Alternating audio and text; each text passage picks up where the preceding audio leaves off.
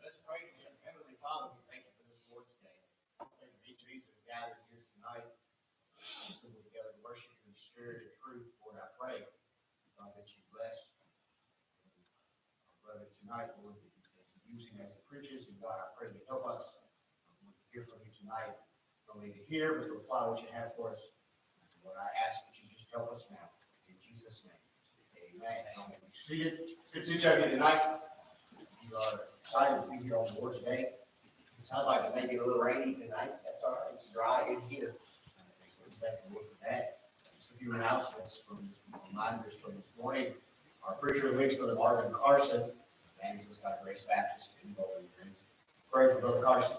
Pray for his ministry. He retired from the pastor. Now he's doing pulpit supply. He's trying to help churches as he can. Our missionary of the week is Brother Arnulfo of the Light of Diego. Our missionaries down in Mexico. They are Mexicans. They are nationals. We like to call it. They're doing the work. A lot of times, white missionaries will go down and they'll make a small impact. But when the Mexicans sees their own people trying to reach them for the gospel, it makes a tremendous difference. Brother Diego, through the Lord's work, is we have established, I believe, 5 churches now. Amen. We praise the Lord for that, what we have in that ministry. We pray for the Lord as we pray that the Lord will lead in our decisions about deacons for the church. As I mentioned this morning, the next couple of weeks we'll be making a move on that. So we pray. Our ladies' prayer meeting is tomorrow at 6:30 p.m. We're going to have Christmas gifts for your secret sister. All the ladies are invited. Come to fellowship, come to prayer, just for the ladies. So please plan on being a part of that. If you're a lady, Monday the 13th, we're having the Academy Christmas program at 6:30. And I will support the kids and the students and the teachers and everybody involved. And then next Friday the 17th, you people have youth night, Christmas caroling. Don't forget up in Bowling Green at Grace Baptist, they're having the walk through Bethlehem. I believe that's this week. I'll have to double check the dates. Information on the board in the hallway. Like to that. I think that's all the announcements tonight. What's that next song? All right, I'll stand in 27, page 27.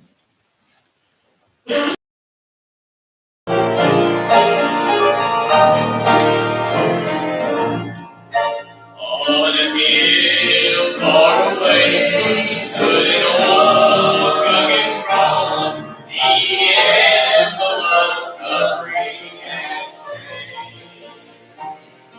And I love that old cross where the mirrors stand fast, for a world of sinners was slain. I'm sorry to interrupt. We need to go to immediate prayer. My wife just got a message from Miss Kathy Carver. She's on her way to the nursing home. They're doing CPR on Roger. It doesn't sound like he's responding. They told her he's not coming. We're doing right now. Pray for Miss Kathy Carver. You take us to the song, please. Heavenly Father, we need to get your attention quickly, Lord. We ordered Evan's husband, Lord, I pray that you have your hand upon safely as she tries to be from nursing home, Lord, and also, Lord, Brother Roger, Lord, I pray just intervene. Lord, I pray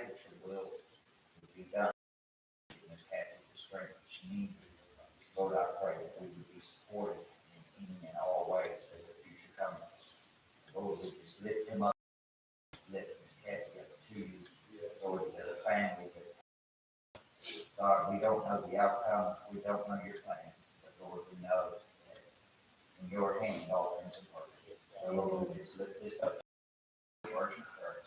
We thank you for the answer that you provide. In Jesus' name. All right, 27 again. Let's start on all over.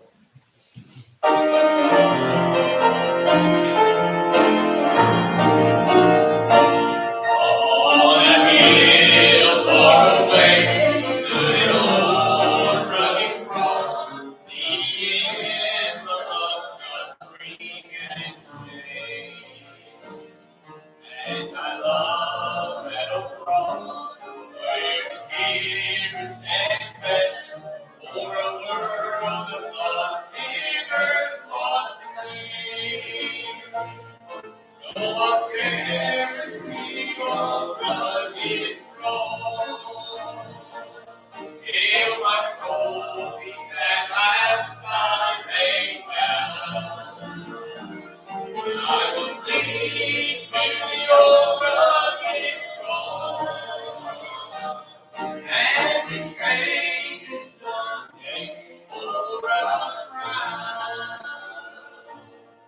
Oh, that old rugged cross, so despised by the world, has a wondrous attraction for me. For the dear Lamb of God left His glory above to bear it to our Calvary. So I'll cherish the old rugged cross, till my trophies at last I lay down. I will cling to the old rugged cross, and exchange it someday for a crown. In the old rugged cross, sang the blood so divine, of wondrous beauty I see. For on that old cross, Jesus suffered and died, to pardon and sanctify me. So I'll cherish the old rugged cross, till my trophies at last I lay down.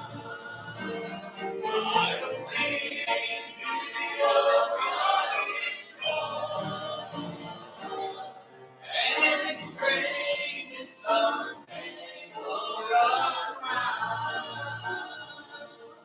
To the old rugged cross I will ever be true, its shame and reproach gladly bear.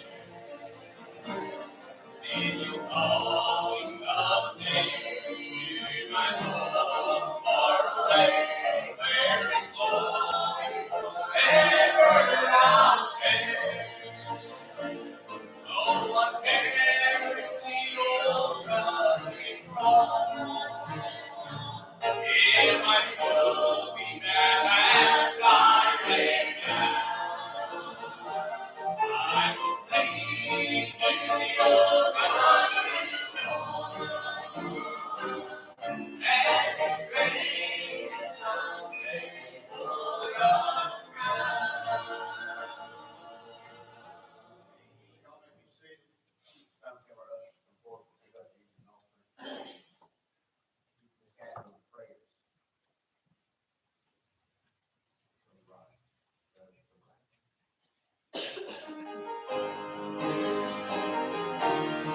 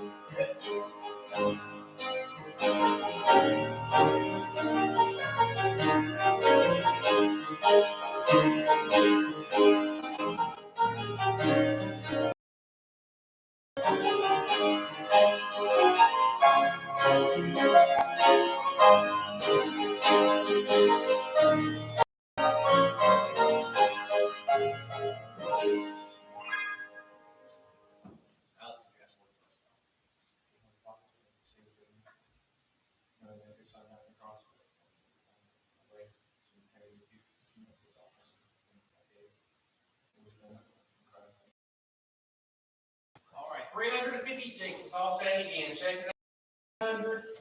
356.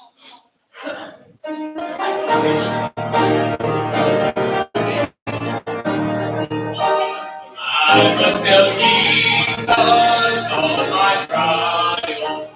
I cannot bear these burdens alone.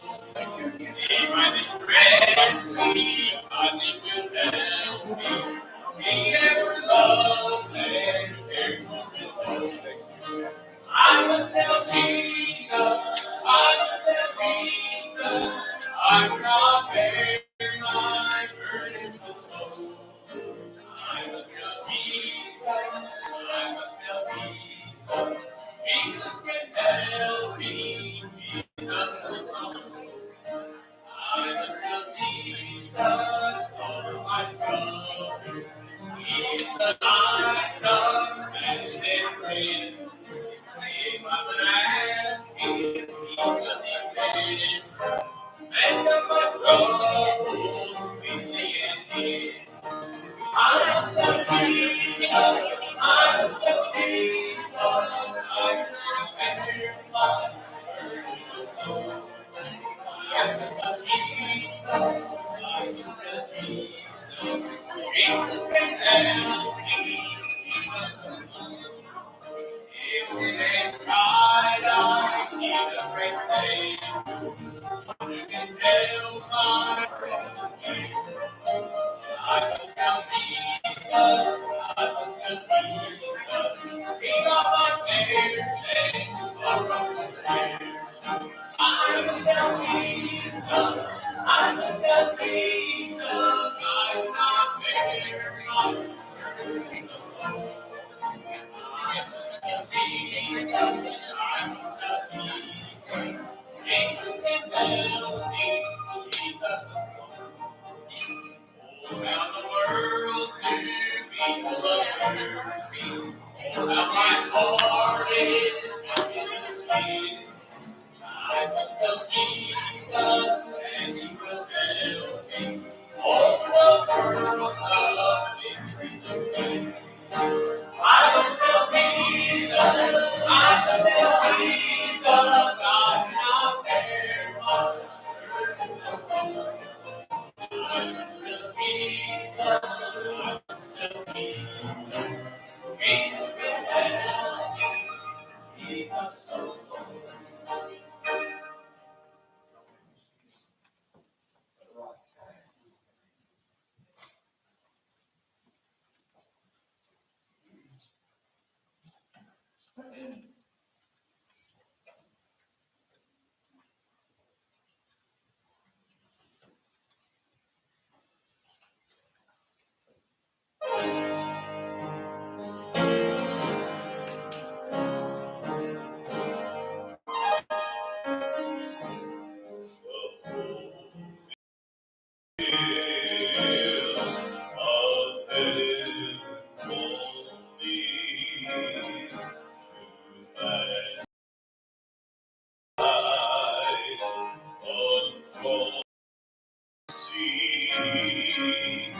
Where love one way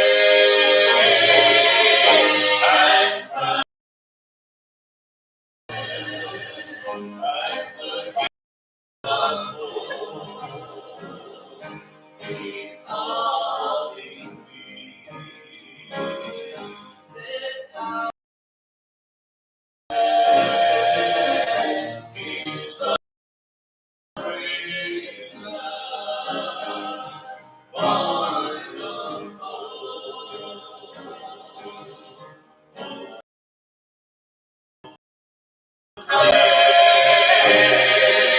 are the words I when we say, my spirit free. I'll pay my love.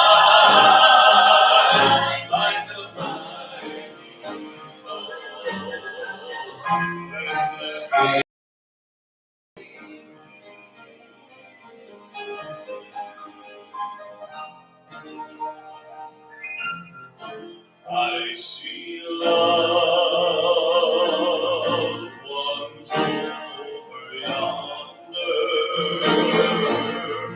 Tears are gone and flowers are free. And from the throne my Savior beckons, and the hills of hope keep calling me. This house of praise is full of prison, bars of hope,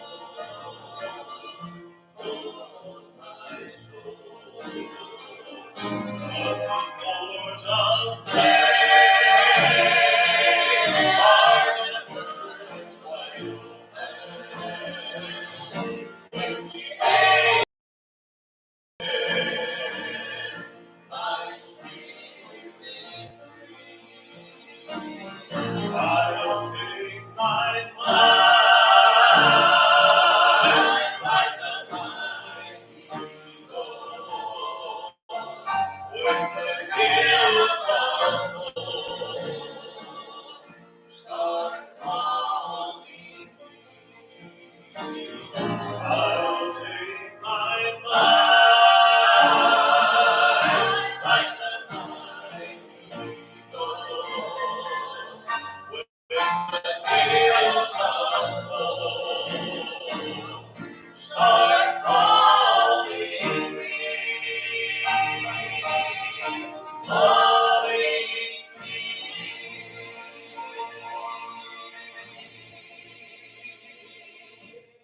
Amen.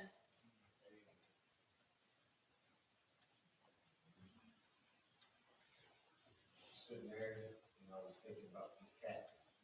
I asked her this morning, she was leaving, I'm for the ride to school. And she said, we had a real good day. It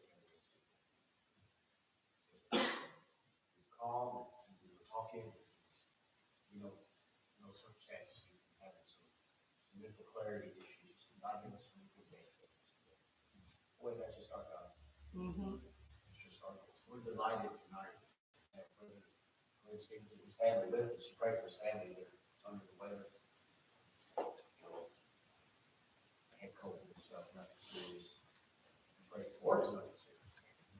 One night on Mark had to come preach, and he said, he told us you never met him before. How do you know he's a good preacher? So we get every question. I know where he was when he came out. He was my friend, Brother Bob Walker. I know Brother Bob, I know man, Brother Bob is. I know Brother Bob would associate himself with men of like caliber. But I don't know why I'm going to say this, but I'm going to say this. Be careful who you associate with.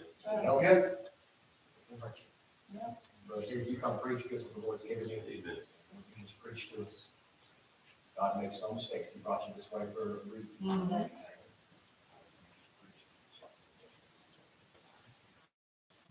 Well, amen. It's good to see you tonight. Take your Bibles, please, and turn to Luke chapter number 24. Luke chapter number 24. I argued with the Lord a little bit about what to preach tonight. But you know how that goes. And I believe this is where He'd have us go tonight. So somebody needs it. Maybe it's just me. The Lord's been dealing with me months now. I haven't been able to get away from it. And it's one of those things where, the Bible is, it's timeless. It doesn't change. God gave it. God doesn't change. And the truths don't change. But you know how when you read the Bible, a living book, lives and breathes, and sometimes you see something you think, I've never seen that before. Not because I have some new revelation, but because I needed something, the Holy Spirit gave it to me. And I figure if the Lord gives it to me, it's timeless truth. And, well, I'm not the only one that needs it. And I've been feasting on this passage for, like I said, the last couple months. And there's a lot here. So I trust me to help the blessing tonight. I'm going to ask you, if you're physically able, if you're staying with me, just out of respect for reading the Word of God. Luke chapter number 24. Tonight I'll begin reading in verse number 13. Chapter number 24, verse number 13. God says, "And behold, two of them went that same day to a village called Emmaus, which was from Jerusalem about 60 furlongs." That's about 7 miles. "And they talked together of all these things which happened. And it came to pass, while they communed together and reasoned, Jesus himself drew near and went with them. But their eyes were holden, they should not know him. And he said unto them, What manner of communications are these that ye have one to another as you walk and are saying? And the one of them, whose name was Cleopas, answered and said unto him, Art thou only a stranger in Jerusalem? Hast thou not known the things that shall come to pass there in these days? And he said unto them, What things? And they said unto him, Concerning Jesus of Nazareth, which was a prophet, mighty in deed and word before God and all the people." Skip now down to verse number 28. "And they drew nigh unto the village whither they went, and he made as though he would have gone further. But they constrained him, saying, Abide with us. For it is toward evening spent, and he went in to tarry with them. And it came to pass, as he sat at meat with them, he took bread, blessed it, brake, and gave to them, and their eyes were opened, and they knew him. And he vanished out of their sight. And they said one to another, Did not our heart burn within us while he talked with us by the way, and while he opened to us the Scriptures?" Tonight I'd like to ask you this question. Do you have heartburn?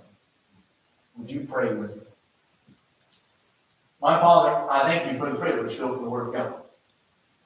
And Lord, I know that the Bible is powerful. And I'm asking you to open our hearts. My Father, I pray that you meet with us. I pray that every one of us in this room tonight will leave this place knowing not just that we have met with you, but that you've met with us. I pray that you do your work. I cannot convict of sin, and I cannot convince of Jesus. That's your job. So I'm asking you to do it, and I'm trusting you that you will. Father, I pray tonight that these dear people will leave this place not remembering this picture, the God of the Bible. And I ask this tonight, the only way I know, through the precious name and through the precious blood of my Jesus. Amen. Thank you, may be seated. Do you have heartburn? Now, most of us would say heartburn is something that we'd rather not have. And I don't know what it is, but it seems like everywhere that I travel, I'm in a different place every week, everyone wants to share with me their home remedies. I don't know if y'all are that way, but I know every church I'm in, somebody says, "Oh, I have a solution for that. This works in our home. Maybe it'll work in your home." And I guess before COVID, the big home remedy was this thing called essential oils. Now, once COVID hit, I stopped hearing about essential oils. I don't know if there isn't an oil for that or what the deal. I have no idea. But everybody has their own home remedies. I know when I was a kid, we went over to somebody's house in the church. I don't remember who it was, thankfully, and I don't remember what they fixed. But I remember I was about 7 or 8 years old, and whatever I ate at that person's home, it sat on me funny. And, I'm always hesitant as I travel. They always have special meals at the churches we go to. Some places call them potluck, some places call them covered dish, whatever the case. And they always want the evangelist to go first. That's scary. Because I don't know the people. I don't know who fixed what. I don't know. Maybe a visitor dropped in and brought something. And so I always insist that the pastor goes first. I'll see what he touches and what he avoids, and then I'll do the same. It's just a whole lot safer. Well, I went to this person's house. I ate something, sat on my funny. As a 7 or 8-year-old kid, I didn't know how to explain heartburn or just complete and utter discomfort. I remember trying to explain it to my mom as we got in the car. We stopped by Walmart. I had to do some other shopping, and she went down the heartburn aisle, I guess you call it. And she reached for the Tums. Now, I have never seen a commercial for, or I have not seen a commercial for Tums recently. Used to, it was a big thing. Tum, tum, tum, tum. It'll solve everything from backache to heartburn. And my mom, she reached and she pulled it off the shelf and she opened it. Now, as a 7 or 8-year-old kid, that threw me. Because we were always taught you don't take anything without paying for it. Now, my mom did pay for it. But she opened it right there. She gave me 3. She said, chew these up. And that was it. I did it, and let me tell you, within 5 minutes, I fell back to normal. Now, I'm convinced, for me, that Tums is the answer. Because I know it works. I've seen it work. Heartburn is not something that any of us want. But spiritual heartburn is something that every single one of us as God's children must have.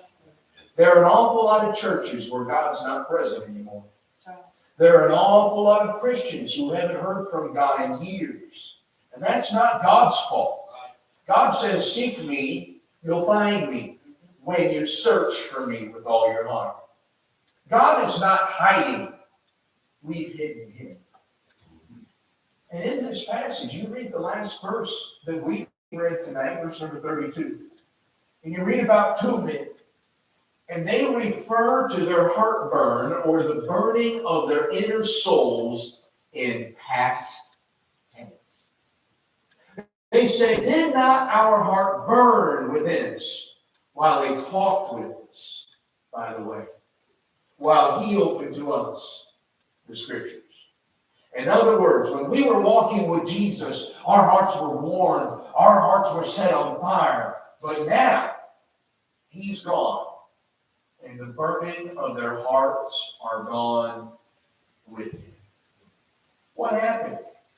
Well, you start out the passage and you have 2 men. 2 men that are, hurting.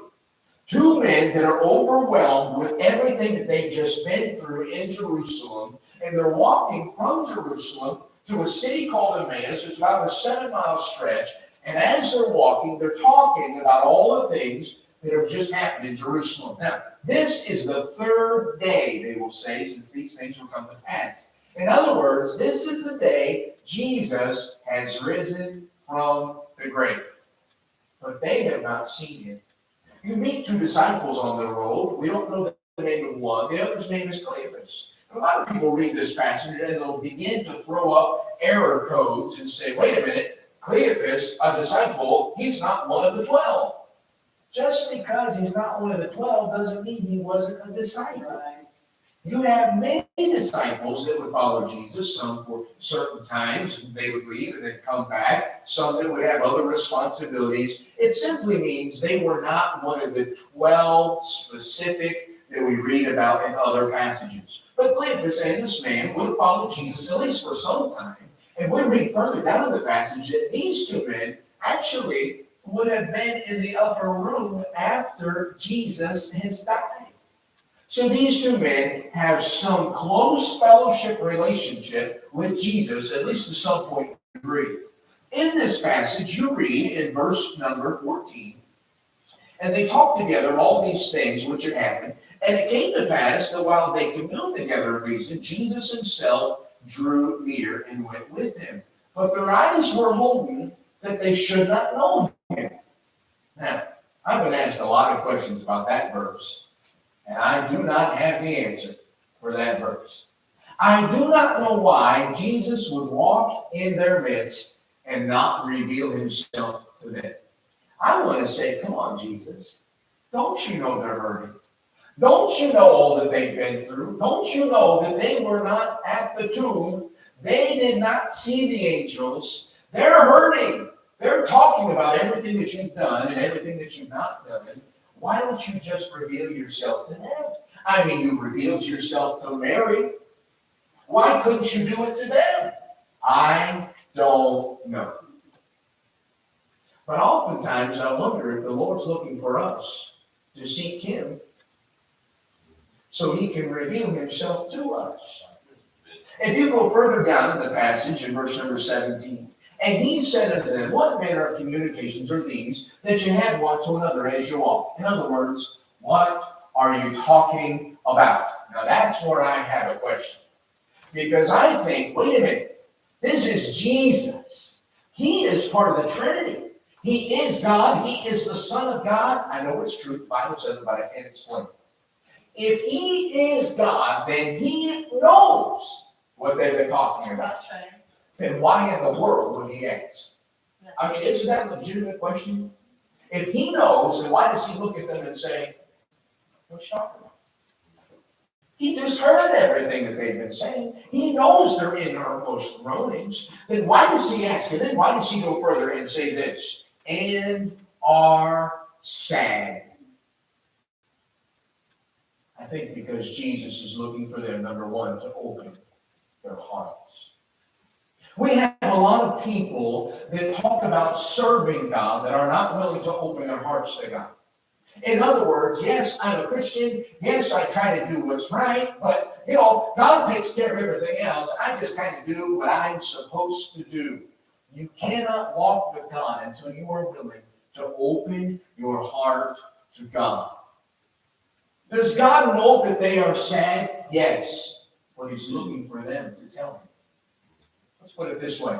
He's looking for them to take their burden and cast it on him.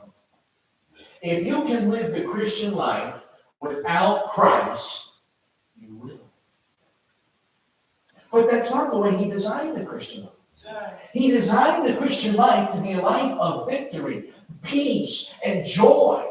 I was reading recently about a preacher in China from years gone by the name of Watchman Nee.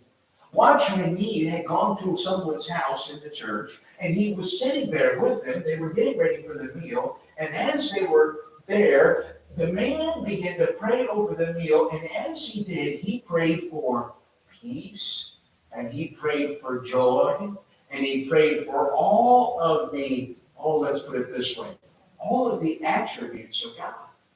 When he finished, Mr. Nee said, why are you looking for peace? He said, because that's what I want. He said, you don't need peace, you need Jesus. He is peace. You don't need joy, you need Jesus who is joy. You don't need everything that Jesus can do for you. You need just Jesus. So come to him. That's the life that we're supposed to live. In other words, I can't do it, but I need you and you can do it. Here's my heart. Here are my burdens. Let's put it this way. Maybe it's easier to explain this way. When I came to Jesus Christ as salvation, I trusted him as my only way to heaven. He's the only one that died for me. And my decision in him is final. It's complete, one time in one person for one place called heaven. That's it. Now, when I travel and preach, I have a lot of people come to me and say something to this effect. I wonder if I'm really saved. And I ask them, why do you think that? Or why would you ask that question? They always answer me this, because I wonder if I said the right thing. I wonder if I prayed the right prayer. Here's the deal. Prayer never saved anyone. Prayer didn't die for me. Jesus did. Well, what is prayer and salvation? Prayer is simply the avenue of me speaking to God. That's it. So, am I depending on my prayer for heaven? No, I'm depending on Jesus and what he says for heaven. But I did pray. I did talk to him. He says with the mouth, confession is made. All right. So, yes, I speak to him, but it's not about what I say. It's about my heart. And it's not about me trying really hard to really mean it. No, it's just simple dependence on him. Same idea in this passage. Does Jesus know their burdens? Yes, but he's looking for them to depend on him. You open up the book of James, you have an awful lot of people that are praying an awful lot of prayers and aren't getting a bit of an answer. Why? He says you have not. Number one, because you ask him. Or you ask amiss that you may consume it upon your lusts. In other words, you're not depending on the right thing. Or put it this way, the right person. When we depend on Jesus, he promises victory. He promises peace. These men are hurting. He says, why are you sad? Jesus is the only one that can turn our sadness into joy. I've met people before that have said, that's insensitive. people are hurting. I didn't say take away the hurt. He gives joy in spite of the hurt, in spite of the circumstances. He gives joy. Joy is not based on circumstances. It's based on the truth of Jesus Christ. Happiness is based on circumstances. And you come down to it, they say we're sad, we're overwhelmed. Notice what happens in verse number 18. And the one of them whose name was Cleopas answered and said to him, Art thou only a stranger in Jerusalem, and it's not known the things which are come to pass there in these days? And then Jesus looks at them in verse number 19, and what's he saying? What things? Now I kind of scratch my head for a minute. Because Jesus has already said, what's wrong? Why are you sad? And they say, concerning Jesus that have happened. Then he looks at them and almost as if he's trying to pull it out of them. What things? In other words, open your heart. Let me hear you depend on me.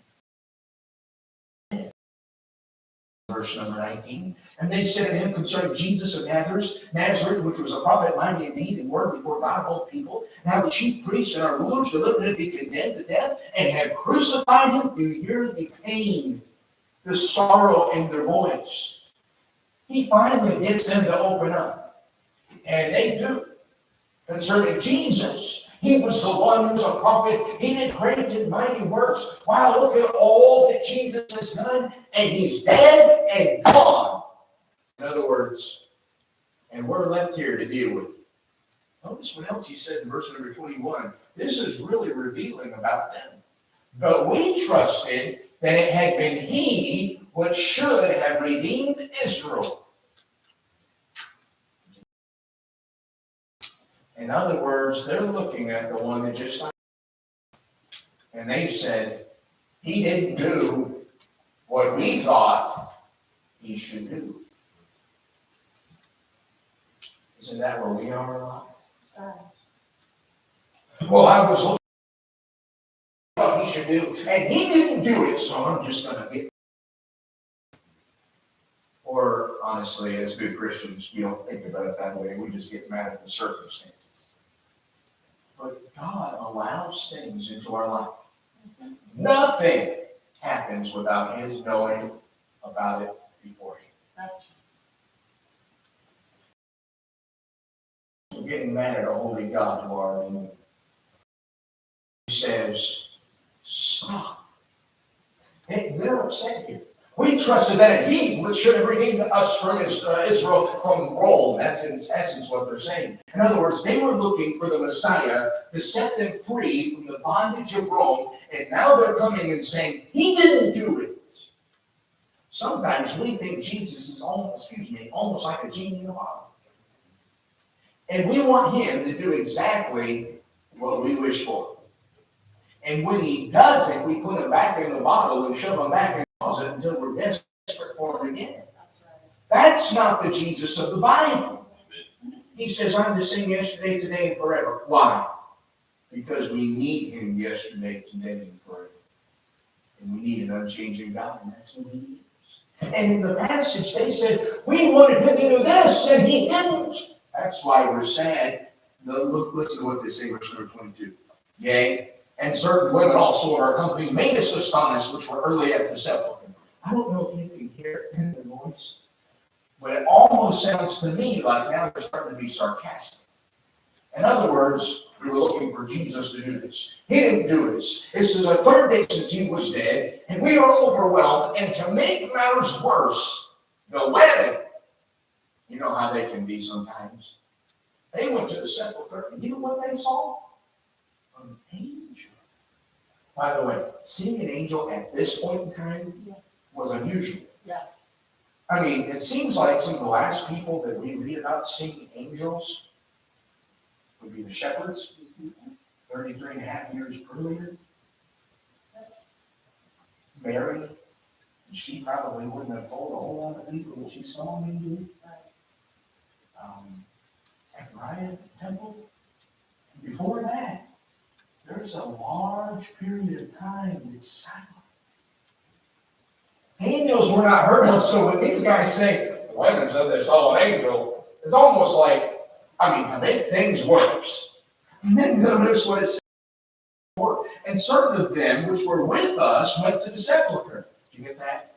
In other words, they were with Peter and John that ran to the sepulchre. Here's my question.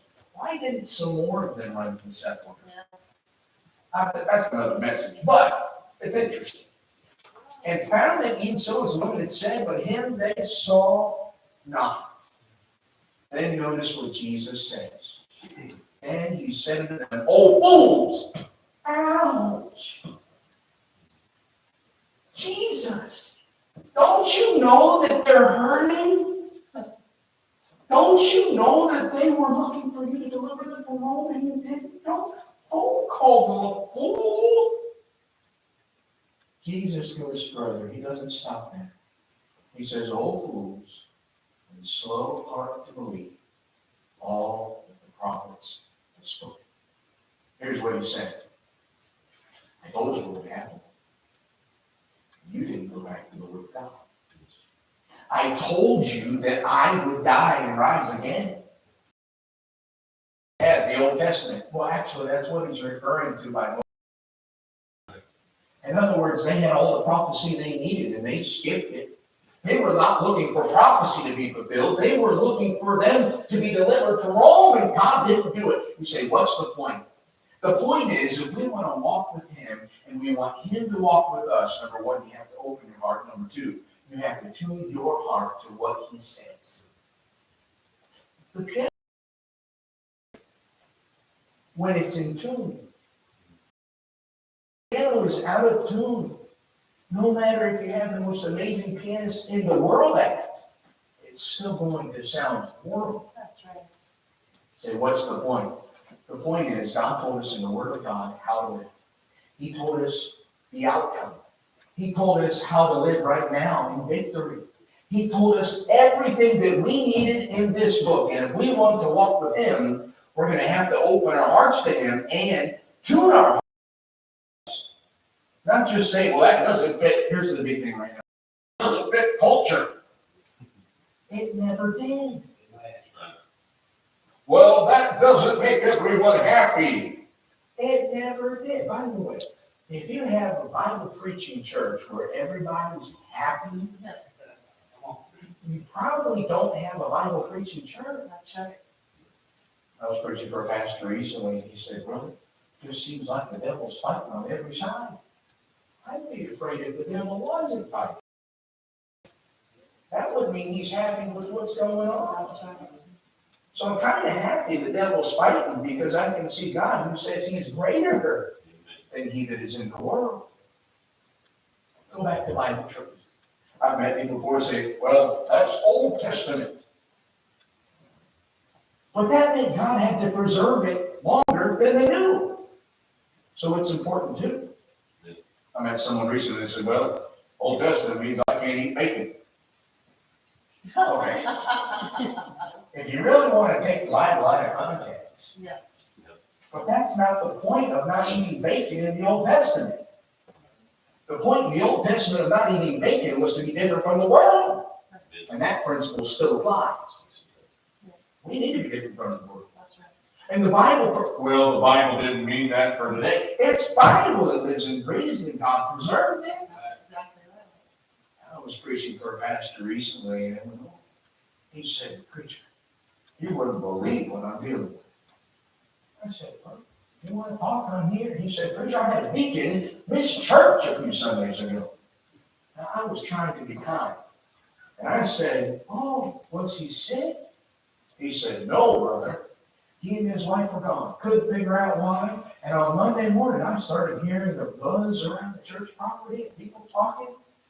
And the lady, the wife, she had posted pictures of her and her husband on Sunday at a country music concert. And he said, and to make matters worse, over 3/4 of my congregation liked it." Okay, let's just move the whole world's music out of the way for a minute. Yeah. It's interesting that someone who called themselves a lover of God was not in God's house on Sunday. Exactly right. You say, it's not a big deal. Forsake not the assembling of yourselves. Really? To our hearts, to his word. Or, why should he walk with us? Yeah. Why should we walk with him? That's right. You won't experience heartburn. Go down further in verse number, almost done. In verse number 25, he said, "All fools and slow of heart to believe all that the prophets have spoken of. Ought not Christ to have suffered these things and enter into his glory? And beginning with Moses and all the prophets, he expounded unto them in all the scriptures of things concerning himself." Oh, that would have been a long service. Well, they had 7 miles to preach. You know, it's interesting, and this is just a side note. I have preached literally all around the world. And the only country that I've ever preached in where people look at their watches and clocks and phones during the preaching, the United States of America. They're ready to get home and do their own thing. I was preaching in Siberia, Russia years ago. I preached a 30-minute message. Well, it ended up being an hour message because I had an interrupter, and what I said, he had to say too. I finished, I sit down, and I hear this voice in Russian from the back saying, "Preacher, are you done? Can't you preach another one?" So let's sing the song. I'll preach another one. They sang. I got up. I preached another one. Okay, so we're going another hour. I sit down, and another voice said, "Oh, preacher, don't be done. Preach another one." I preached 3 Wow. full messages. And when I sat down, I was asked to preach a 4th. I said, I can't visit. I've never been asked to preach a 2nd message in America. But Jesus, he preaches. Can you imagine? That would have been a really special service. I would think, oh, man, let's just listen to that all day long. But it doesn't seem like that's what they want. Notice what happens in verse number 28. "And they drew nigh unto the village whither they went, and he made as though he would have gone further." Now, I thought about that. What does that mean? And here's kind of the picture that I have. I don't know for sure, but it's kind of an idea I have. Maybe Jesus is standing in the middle, because it's kind of hard to be on this side and talk to the second guy on the end. So maybe he's in the middle. And I just kind of envision when it says he made as though he would have gone further, that has the idea that he is actually going further, but they are not.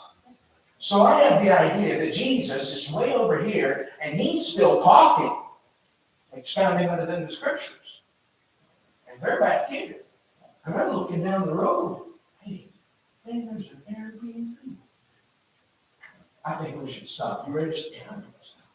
Hey, Jesus, excuse us. Well, they didn't know it was Jesus. "Excuse me, sir, excuse me. Let's go in here and take it easy for a while." I mean, they probably had some good food.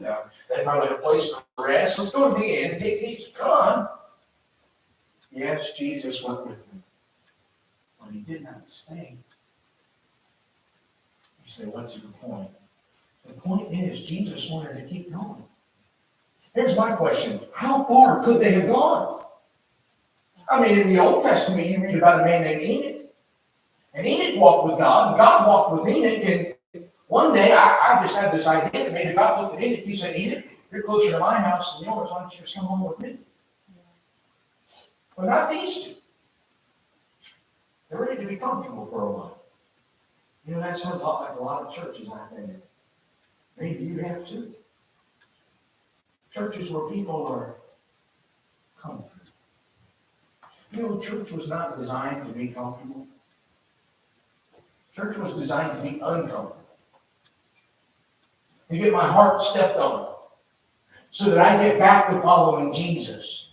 I don't need less preaching today. I need more preaching today. I don't need to take it easy. We have way too much to do before Jesus comes back to take it easy. It's getting late. It's getting serious. I was in a church recently, and they were in a multi-purpose type building, and they had the chairs all set. And they stack the chairs, so they get ready for the next event or whatever that. I think they had a school. Maybe they were tearing the chairs down for the school. There was a man sitting next to me, and he picked up his coat. He looked at me. He looked at the chairs. And he looked back at me. And he said, "I'm out of here." He said, "I did my time." You say, well, you know, okay, maybe he's done it a lot. That's not his point. His point was, I've served Jesus long enough. I'm gonna go take it easy. It's too serious to take it easy. People are dying and going to hell. And if, you shouldn't, but if we move that aside, we haven't done enough for Jesus. We have an awful lot more to do. We don't need more fellowships. We need more soul winning and work days. These two guys, take it easy for a while. Maybe. We've been reading our Bible for so many years. We're going to take it easy. Oh, we've been praying, but you know what? We're going to take it easy. Let's set aside our prayer list for a while. We're going to stop praying for our pastor for a while. By the way, every man of God needs prayer. Your pastor on Sunday morning, just tell him I'm praying for you. You get up and preach. Sunday mornings when the devil really wants to, discourage the preacher. Hey, the preacher needs you to hold up. We need more preaching. We need more serving of God. I've heard people say, well, be in church every single time the doors are open. Okay, well, the doors are open on soul winning time, too. The doors are open during church work days. Well, oh man, that's the last thing we need to be in church more. Maybe we should get back to the Bible. In the Bible, they didn't have Sunday school. You're right. In the Bible, they met daily in search of Scripture, such as those things were so. You really want to get back to the Bible? If we want to walk with God, we want God to walk with us, we're going to have to open our heart. We're going to have to tune our heart to His Word. We're going to have to give Him our heart. I'll go with you to the end of the way, no matter what happens. Here's me. Yeah. We hate the word surrender. Right. And maybe it's because we have a wrong idea of what surrender is. Surrender isn't giving God anything. Surrender is taking our hands off of what God already owns. That's right. If we belong to Him, He owns us. We heard about the servant today. Hey, listen, it's time to get back to just serving Jesus. No matter what people think, no matter what's going on, just serve Him. He says, verse number 32, they said one to another, did not our heart burn within us? He's gone now. Why? Because they wanted to do what they wanted to do. They didn't want to do what He wanted. He made as though He would have gone further. And then notice what happens. Verse number 33, as He said to meet with them, He took bread and blessed it and broke and gave it to them. And their eyes were open and they knew Him. I just wonder if they'd seen Him break bread before. Maybe that was the moment. Whoa, you seen something like that before? I don't know. Maybe they were there for the feeding of the 5,000 to 4,000. I don't know. But now they know who He is. As soon as they know who He is, He's gone. Say, what's your point? The point is, many of us are not walking with God on a daily basis. Or we've been closer to God than we are now. Or maybe we're doing what's good, but not what's godly. Say, what's the difference? Good is just, I guess it's just acting like a Christian. Godly is where other people see us, and instead of seeing us, they see God. It's a big difference. Come to it, these men say, when we were with Him and He was with us, wow! I just wonder if they told their grandkids about it. Man, that was pretty special. Well, how far did you go? As far as we could. How close did you get to Jesus? Get this. You and I are as we choose to be. That's good. It's not dependent upon Him. He doesn't change. It's dependent upon our choice to follow Him. Do you have heartburn with this and I'm done? In the summers, I get the privilege of being the staff evangelist at Bill Rice Range from the West, out in Arizona. We have weeks we work with teenagers and juniors and families. We have weeks we work with deaf young people. We have weeks we work with Native Americans. God is blessed, and we've been able to be out there for 7 years. But when I'm not behind the pulpit, I'm wearing the tool belt. It's kind of the nature of the ministry. Being in Arizona, especially outside of Flagstaff in the summer, Yeah. 80-degree days and no humidity, that's pretty nice. A couple years ago, they gave me a mule to carry my tools from point A to point B. Now, a mule, I'm not talking about thing that goes hee-haw, talking about an old, about 30-year-old UTV, ATV type idea. You turn the ignition key, you put your foot just barely on the gas, and you hope it takes. Most of the time it doesn't. Well, I've used it for the past couple of years, and it's worked great. I call it Colonel Clink because it's 30 years old and it just kind of clanks all the way down on the lava rock. And before, it hasn't been a big deal, but this year I had two little ones. So I'm trying to figure out how to get from my big rig to the main part of camp in this one-seater mule. I figured it out. Ratchet straps. They work. So I took my baby's car seat and I turned it around backwards, like you're supposed to do. And I ratchet strapped her in the back of that UTV. Don't worry, we didn't send pictures to grandparents for weeks until we knew we were. My wife would sit in all the way on the right, and she'd scoot. Remember, this was one-seater. She'd scoot all the way to the right. Then I would get in and scoot all the way to the left, and we'd still be on top of each other. Then I start the mule, hoping that it catches. Then I reach down and grab my 3-year-old. If I grab my 3-year-old first, I can't have room. I don't have room to start the mule. Unfortunately, my 3-year-old didn't understand the series of events. Baby gets in, ratchet strap her down. My wife gets in, I get in, and I start the mule. And I turn to pick up Audrey, and she looks at me, and tears are streaming down her face. And she's holding up her hands, and she says, "Wait! What about me?" That night I got alone with God, and I realized when was the last time I begged God to take me with him. And most of the time, he's far ahead, and I'm just over here taking it easy. God says, "Seek me, you'll find." God says, "I'll give you heartburn if you'll do what it takes to please me, to walk. Will you open your heart, tune your heart to his word, and will you give him your heart to go with him all the way? Do you have heartburn?" Heads bowed, eyes closed. I'm done tonight. But I wonder, are you walking with him? Maybe I should ask it this way.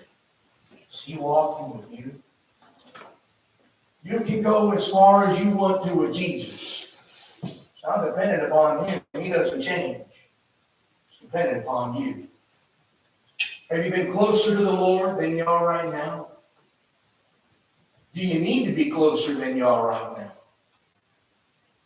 I ask you this question, right? This is not for me.